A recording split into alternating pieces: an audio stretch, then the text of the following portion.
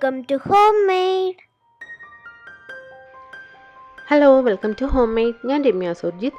ഇന്നത്തെ വീഡിയോ എന്ന് പറയുന്നത് മൈക്രോ ഗ്രീൻസ് എങ്ങനെ നല്ല തിക്കായിട്ട് ഇടതൂർന്ന് വളരുന്ന രീതിയിൽ നമുക്ക് ചെയ്തെടുക്കാം എന്നുള്ളതിൻ്റെ കുറച്ച് പൊടിക്കൈകൾ ഞാൻ പറഞ്ഞുതരാം. ഇപ്പോൾ ലോക്ക്ഡൗണൊക്കെ ആയപ്പോഴേക്കും മൈക്രോ ഗ്രീൻസ് ചെയ്യാത്തവരായിട്ട് ആരുമില്ല. എല്ലാവരും ചെയ്ത് ഫേസ്ബുക്കിലൊക്കെ പല പോസ്റ്റും ഞാൻ കണ്ടിരുന്നു. അപ്പോൾ അതിലൊക്കെ എനിക്ക് കാണാൻ കഴിഞ്ഞത് മിക്കവരും ചെയ്യുമ്പോഴേക്കും ചെറിയ കണ്ടെയ്നറിലൊക്കെ വെക്കുമ്പോഴേക്കും ഇവിടുന്ന് മാത്രമേ ഈ തൈകൾ കിളുത്ത് വരും.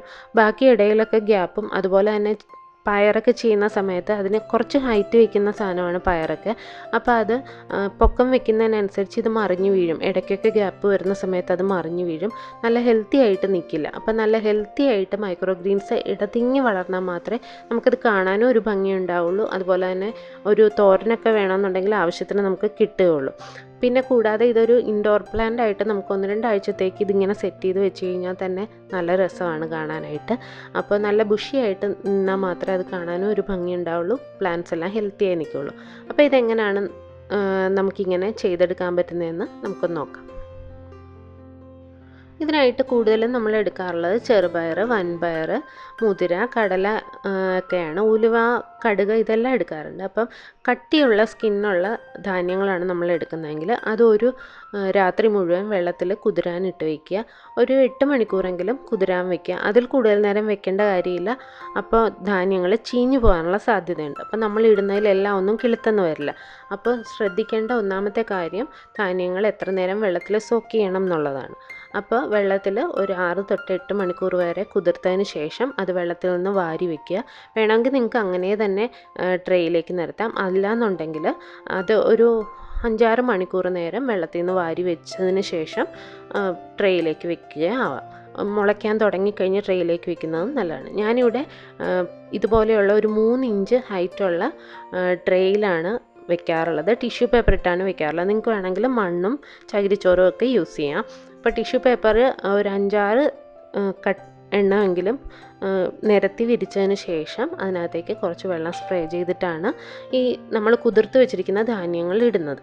അപ്പോൾ ആദ്യം നമ്മൾ ധാന്യങ്ങൾ കുതിർക്കുന്ന ടൈം ശ്രദ്ധിക്കുക. പിന്നെ നമ്മൾ ശ്രദ്ധിക്കേണ്ട കാര്യം എന്ന് പറഞ്ഞാൽ ഈ ധാന്യങ്ങൾ നിരത്തുന്ന സമയത്ത് ട്രേയിലേക്ക് നമ്മൾ വെക്കുന്ന സമയത്ത് ഇടയ്ക്കൊട്ടും ഗ്യാപ്പില്ലാത്ത രീതിയിൽ തന്നെ വെക്കാനായിട്ട് ശ്രദ്ധിക്കുക. ഇടയിൽ ഗ്യാപ്പ് വന്നു കഴിഞ്ഞാൽ അവിടെയൊന്നും ധാന്യങ്ങൾ കിളുക്കില്ല. പിന്നെ അത്യാവശ്യം ഒരു തിക്കായിട്ട് തന്നെ നമ്മൾ ധാന്യങ്ങൾ നിരത്തി കൊടുക്കുക. അപ്പോൾ തിക്കായിട്ടെന്ന് പറഞ്ഞു കഴിഞ്ഞാൽ ഒരു 2-3 ലെയർ മേളിൽ വരുന്ന രീതിയിലും വെക്കാൻ പാടില്ല. അത്യാവശ്യം ഒന്ന് തിങ്ങി നിൽക്കുന്ന രീതിയിൽ തന്നെ ധാന്യങ്ങൾ നിരത്തി കൊടുക്കുക. എല്ലാവരും ചെയ്യുന്നത് ഒന്നിന് മേലെ ഒന്ന് വരുന്ന സമയത്ത് കിളുക്കില്ല എന്നും പറഞ്ഞ് അവിടെ ഇവിടെയൊക്കെ ആയിട്ട് ഗ്യാപ്പിട്ട് വെക്കും. അപ്പോഴേക്കും ഇടയ്ക്കുള്ളതെല്ലാം പലതും നമ്മൾ കിളുക്കാതെ വരുന്നതും ഉണ്ടാകും. അപ്പോൾ അതും കൂടെ ആകുമ്പോഴേക്കും ഇവിടുന്ന് മാത്രമാണ് ഇത് കിളുത്ത് വരുന്നത്. ഇതുപോലെ നല്ല തിക്കായിട്ട് തന്നെ വെച്ച് കൊടുക്കുക. എന്നിട്ട് വെള്ളം സ്പ്രേ ചെയ്ത് കൊടുക്കണം. അപ്പോഴേക്കും നല്ല ഗ്യാപ്പില്ലാതെ തന്നെ ഇത് വളർന്നു വരികയും ചെയ്യും. ഒത്തിരി മേളിലേക്ക് കട്ടിയിലും വെച്ച് കൊടുക്കരുത്. അപ്പോഴേക്കും അത് ചീഞ്ഞു പോകാനും സാധ്യതയുണ്ട്. എനിക്കങ്ങനെ അബദ്ധം പറ്റിയിട്ടുള്ളതാണ്. ഒരു 2 ദിവസത്തേക്ക് ഇതുപോലെ കോട്ടൺ തുണിയോ നനഞ്ഞ കോട്ടൺ തുണിയോ ടവലോ വെച്ചോ ഒന്ന് മൂടി കൊടുക്കണം. 2 നേരം വെള്ളം സ്പ്രെയർ വെച്ച് സ്പ്രേ ചെയ്യാൻ വേണം. എന്നാൽ മാത്രമേ ഈർപ്പം അതിനുള്ളിൽ കുറച്ച് നിലനിൽക്കുകയുള്ളൂ. അതുപോലെ വെള്ളം ഒഴിക്കുന്ന സമയത്ത് ഒട്ടും കൂടിപ്പോകരുത്. ചെറുതായിട്ട് ആ സീഡ്സിൽ ഒന്ന് കോട്ട് ചെയ്യാൻ മാത്രം, ഈർപ്പം നിലനിൽക്കാൻ മാത്രമേ വെള്ളം ഒഴിച്ചു കൊടുക്കാവുള്ളൂ. അല്ലെങ്കിൽ ഇടയ്ക്കുള്ളതെല്ലാം ചീഞ്ഞു പോകാനായിട്ട് സാധ്യതയുണ്ട്. പിറ്റേ ദിവസം തൊട്ട് നന്നായിട്ട് മുള പൊട്ടി തുടങ്ങും. നമുക്ക് ഓരോ ദിവസവും അതിൻ്റെ പ്രോഗ്രസ് കാണാൻ സാധിക്കും. ഇടയ്ക്ക് എന്തെങ്കിലും ചീഞ്ഞതായിട്ട് നമുക്ക് ഏതെങ്കിലും സീഡ്സ് തോന്നിയാൽ അതെടുത്ത് മാറ്റി കൊടുക്കുക. അല്ലെങ്കിൽ ആ ഒരു ഇൻഫെക്ഷൻ എല്ലാ സീഡ്സിലേക്കും വരാനുള്ള സാധ്യതയുണ്ട്. അതും ശ്രദ്ധിച്ചു കൊടുക്കുക. പിന്നെ നമ്മൾ ശ്രദ്ധിക്കേണ്ട ഒരു കാര്യം, കണ്ടെയ്നർ എടുക്കുന്ന എന്തായാലും നല്ല കഴുകി നീറ്റാക്കി ഉണക്കിയതിന് ശേഷം മാത്രം അതിലേക്ക് സെറ്റ് ചെയ്ത് കൊടുക്കുക. പിന്നെ നമ്മൾ എടുക്കുന്ന വിത്തുകൾ അല്ലെങ്കിൽ ധാന്യങ്ങളെന്ന് പറയുന്നത് ഏറ്റവും ഫ്രഷ് ആയിട്ടുള്ളത് നോക്കി എടുക്കുക. വീട്ടിലിരുന്ന് പഴകിയ ധാന്യങ്ങളൊന്നും ഇതിനായിട്ട് എടുക്കരുത്. പിന്നെ ഇലയൊക്കെ പൊട്ടി തുടങ്ങുന്ന സമയത്ത് നമുക്ക് പിന്നെ 2 ദിവസമൊക്കെ കഴിഞ്ഞ് കഴിഞ്ഞാൽ മേളിലെ കോട്ടൺ ക്ലോത്തിൻ്റെ ആവശ്യമില്ല. നമുക്ക് വെയിൽ ഡയറക്റ്റായിട്ട് ഏൽക്കാത്ത സ്ഥലത്ത് വേണം മൈക്രോ ഗ്രീൻസ് വെക്കാനായിട്ട്.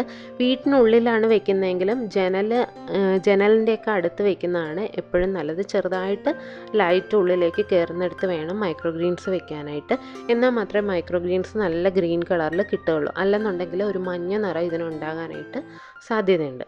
അപ്പോൾ ആവശ്യത്തിന് ലൈറ്റ് കിട്ടുന്ന സ്ഥലമായിരിക്കണം. ഏറ്റവും നല്ലത് സിറ്റ് ഔട്ടിലൊക്കെ വെക്കുക എന്നുള്ളതാണ്. അതാകുമ്പോൾ ഡയറക്റ്റ് സൺലൈറ്റ് കിട്ടത്തുമില്ല, എന്നാൽ ആവശ്യത്തിനുള്ള സൺലൈറ്റ് അതിന് റിഫ്ലക്റ്റ് ചെയ്ത് കിട്ടുകയും ചെയ്യും. അപ്പോൾ അങ്ങനെയുള്ള പോർഷനിലാണ് മൈക്രോ ഗ്രീൻസ് ഏറ്റവും നന്നായിട്ട് വളരുന്നത്. അപ്പോൾ അതും ശ്രദ്ധിച്ചു കൊടുക്കുക. എന്തെങ്കിലും ഇലകൾക്ക് മഞ്ഞ നിറം തോന്നിക്കഴിഞ്ഞാൽ ഉള്ളിൽ വെച്ചിരിക്കുന്നതാണെന്നുണ്ടെങ്കിൽ ചെറുതായിട്ട് വെട്ടം അകത്ത് കയറുന്ന സ്ഥലത്തേക്കൊന്ന് മാറ്റി വെച്ച് കഴിഞ്ഞാൽ അത് ശരിയായിക്കോളും. മൈക്രോ ഗ്രീൻസ് എപ്പോഴും 1.5 ആഴ്ചയൊക്കെ ആകുന്ന സമയത്ത് എടുക്കണം. അധികം ഹൈറ്റ് വയ്ക്കുന്നതിന് മുന്നേ തന്നെ എടുക്കുന്നതാണ് നല്ലത്. ടേസ്റ്റ് അതാണ്. പിന്നെ ഞാൻ ഒരല്പം കൂടി താമസിച്ചെടുക്കും, കാരണം കുറച്ച് ദിവസം കൂടി ഇതിങ്ങനെ ഭംഗിയായിട്ട് നിൽക്കുന്നത് കാണാനും എനിക്കിഷ്ടമാണ്. അതുകൊണ്ട് കുറച്ച് കൂടെ താമസിച്ചാണ് എടുക്കാറുള്ളത്. എങ്കിലും അതിന് ടേസ്റ്റിന് യാതൊരു കുറവുമില്ല. അതുപോലെ തന്നെ പലതരം ധാന്യങ്ങൾ നമ്മൾ ചെയ്ത് കഴിഞ്ഞാൽ അതിൻ്റെ എല്ലാത്തിൻ്റെയും കൂടെ മിക്സഡ് ആയിട്ടുള്ളൊരു ടേസ്റ്റ് വരുമ്പോൾ ചില ധാന്യങ്ങൾക്ക് ഒരു മത്ത് ടേസ്റ്റ് ഉണ്ടാവും. അതായത് ഉലുവ, കടല, അതിൻ്റെയൊക്കെ ഇലയ്ക്ക് ചെറിയൊരു ടേസ്റ്റ് വ്യത്യാസം ഉണ്ടാകും. അപ്പോൾ നമ്മളത് പയറിൻ്റെ ഇലയും മുതിരയുടെ ഇലയൊക്കെ കൂടെ ചേർത്തിട്ടാണ് എല്ലാം കൂടെ മിക്സ് ചെയ്താണ് എടുക്കുന്നതെന്നുണ്ടെങ്കിൽ ആ ഒരു ടേസ്റ്റ് വ്യത്യാസം അതിനറിയത്തുമില്ല. അപ്പോൾ അങ്ങനെ എടുത്തു കഴിഞ്ഞാൽ നമുക്ക് കൂടുതൽ ടേസ്റ്റോടെ തന്നെ മൈക്രോ ഗ്രീൻസ് വെച്ചിട്ടുള്ള തോരനൊക്കെ കഴിക്കാൻ പറ്റും. മിക്കവരും തോരനാണ് കൂടുതലും ട്രൈ ചെയ്യാറുള്ളത്. അതുകൊണ്ടാണ് ഞാനിങ്ങനെ പറഞ്ഞു തരുന്നത്, മിക്സഡ് ആയിട്ട് ചെയ്യുക.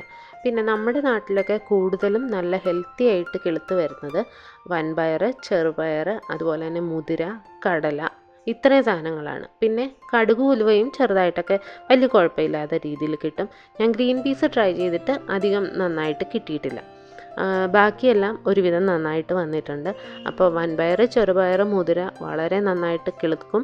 അതുപോലെ തന്നെ കടലയും നല്ല ഫ്രഷ് ആണെന്നുണ്ടെങ്കിൽ കടലയും നമുക്ക് കിളുത്ത് കിട്ടും. ഈ കാണുന്നത് കടലയാണ്. കടലയുടെ ഇല തോരൻ വെച്ചാലും നല്ല ടേസ്റ്റാണ്. കുറച്ച് വൻപയറിൻ്റെയോ ചെറുപയറിൻ്റെയോ ഒക്കെ ഇലയുടെ കൂടെ തന്നെ ഇതും കൂടെ തോരൻ വെച്ച് കഴിഞ്ഞാൽ നല്ല ടേസ്റ്റായിട്ട് നമുക്ക് കഴിക്കാൻ പറ്റും. നമ്മളിടുന്ന ധാന്യങ്ങളെല്ലാം ഒരേ ലെവലിലായിരിക്കില്ല വളർന്നു വരുന്നത്. ഉള്ളിലുള്ളതൊക്കെ പതുക്കെ കിളുത്ത് വന്നോളും. ആദ്യം ഇടയ്ക്കുന്നൊക്കെ ആയിരിക്കും കിളുത്ത് വരാൻ തുടങ്ങുന്നത്. പേടിക്കേണ്ട കാര്യമില്ല. ഇടയ്ക്കുള്ള ഗ്യാപ്പെല്ലാം ഫില്ലായിക്കോളും. ധാന്യങ്ങൾ ചീഞ്ഞു പോകുന്നുണ്ടോ എന്ന് മാത്രം ഒന്ന് ചെക്ക് ചെയ്ത് കൊടുക്കുക. ചീഞ്ഞു പോകുന്നുണ്ടെന്ന് നമുക്ക് ഉറപ്പായാലും മനസ്സിലാക്കാം അതിൽ വെള്ളം കൂടുതലായിട്ടാണെന്നുള്ളത്. അതല്ലാന്നുണ്ടെങ്കിൽ വെള്ളം കുറവാണെന്നുണ്ടെങ്കിൽ അത് വാടി വരികയേ ചെയ്യുള്ളൂ. അതായത് ഇലയൊന്നും നിവർന്ന് നിൽക്കാത്ത രീതിയിൽ വാടിപ്പോകുന്നതായിട്ട് നമുക്ക് കാണാം. അപ്പോൾ വെള്ളം കുറഞ്ഞു പോയിട്ടാണെന്ന് നമുക്ക് മനസ്സിലാക്കാൻ പറ്റും. ചീയുക എന്ന് പറഞ്ഞു കഴിഞ്ഞാൽ ഇലയിൽ നനവ് കൂടുതലുണ്ടാവും. അപ്പോൾ അത് നമുക്ക് കണ്ട് വെള്ളം കുറവാണോ കൂടുതലാണോ എന്ന് നമുക്ക് മനസ്സിലാക്കി അടുത്ത പ്രാവശ്യം ചെയ്യുമ്പോൾ അതനുസരിച്ച് ചെയ്യാൻ പറ്റും. അപ്പോൾ ഇങ്ങനെയുള്ള കാര്യങ്ങളൊക്കെ ഒന്ന് ശ്രദ്ധിച്ചു കഴിഞ്ഞാൽ നമുക്ക് മൈക്രോ ഗ്രീൻസ് നല്ല ഭംഗിയായിട്ട് ഒരു ഇൻഡോർ പ്ലാന്റ് ആയിട്ടും അല്ലെങ്കിൽ നല്ല ആവശ്യത്തിന് നമുക്ക് കിട്ടുന്ന രീതിയിൽ നല്ല ഭംഗിയായിട്ടും വളർത്തിയെടുക്കാനായിട്ട് സാധിക്കും. എല്ലാവരും ഒന്ന് ട്രൈ ചെയ്ത് നോക്കുക. വീഡിയോ ഇഷ്ടപ്പെട്ടാൽ ലൈക്ക് ചെയ്യാനും സബ്സ്ക്രൈബ് ചെയ്യാനും കമൻറ്റ് ചെയ്യാനും ഷെയർ ചെയ്യാനും മറക്കരുത്. പുതിയ വീഡിയോസുമായി നമുക്ക് വീണ്ടും കാണാം. താങ്ക്